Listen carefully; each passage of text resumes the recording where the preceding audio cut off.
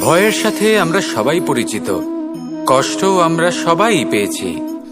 কখনো কখনো আমরা অসুস্থ হয়ে পড়ি, আর এমন সময় হলে মাতার মমতা, কখনো বাবার স্নেহ, কখনো বন্ধুদের পাশে থাকার অনুভূতি আমাদের রোগ নিরাময়ে সাহায্য করে।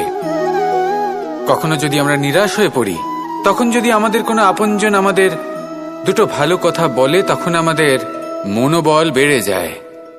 ঠিক তেমন সংসারের এই রঙ্গমঞ্চে যদি আপনি পীড়িত অনুভব করেন, কিছু শুভ কথা আলোচনা করুন, কিছু স্তুতি গান করুন, কিছু মুহূর্তের জন্য হলেও নিজের ইষ্টদেবের কথা স্মরণ করুন আর প্রার্থনা করুন। সাহস বাড়বে, শক্তিও বৃদ্ধি পাবে এবং সামনে এগিয়ে চলার পথও দেখতে পাবেন। তখন এই মন প্রসন্ন হয়ে বলবে, রাধা রাধা।